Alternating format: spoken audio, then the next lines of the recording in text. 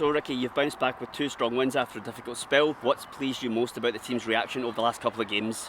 Well, exactly that, a positive reaction. We've bounced back and we had a good chat with the lads. I'm very fortunate they've got a good way about them. We've got a good working environment in there. They're honest lads, firstly, so they can take a bit of criticism, and they know. I don't really need to criticise. They know when they've not done as well as they could have done.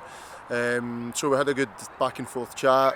We showed them some bits and pieces, from an analytical point of view. Showed some stuff from a data point of view that kind of backed up the kind of level of performance that we gave in the 2 games that we lost, and we spoke about the individual moments within that, and we rectified it. Most definitely against Berwick, I thought it was a good, solid, strong performance, and then backed it up again, which is vitally important to do that against East Stirling, and then obviously we've got Cowdenbeath coming up on Saturday, so we've got to do the same again. For sure. And 6 goals scored and only 1 conceded in the last 2 matches. How important has that balance between attacking threat and defensive solidity been? Important, obviously, but that's us, Adam. That's us. When you think about Cali Braves' team from last year, and even towards the end of the season before that, we didn't particularly score a lot in that particular time, but we're creating good chances. But I feel that we've got the balance right from where we were last year of being really solid at the back, dealing with different types of threat against us, long balls against us, dealt with really well on Tuesday night. Similar types of balls that we were confronted against Berwick. The civil game, we just made mistakes. But we are able to play against any type of team, any style of team, if you like, and still create, which is crucial. But we went back to our fundamentals of being really hard to beat on the last 2 games. Cool. And we travelled to Cowdenbeath this weekend, as you hit on before. And what kind of test are you expecting from them, and what will the lads need to do to keep the momentum up?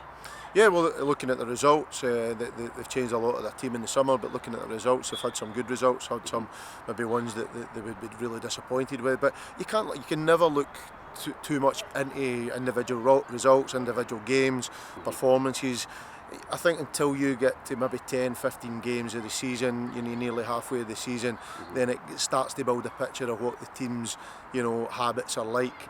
But at the moment we can't tell that. We just take a game at a time. We give every team their due respect by doing our due diligence on them, and making sure that we prepare to the absolute utmost and leaving no stone unturned in terms of our own preparation. So from that aspect, we know what we will expect from Cowdenbeath, but we also know what we want to expect from ourselves.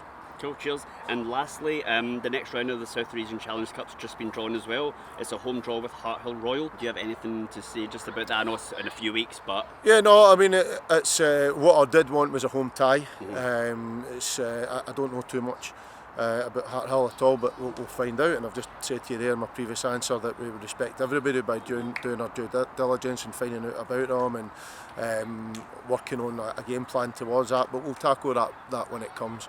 I was pleased to get through the tie on Saturday. It was important we just got a win after a couple of defeats, because that always kind of sets a negative tone. We got it back to a positive tone.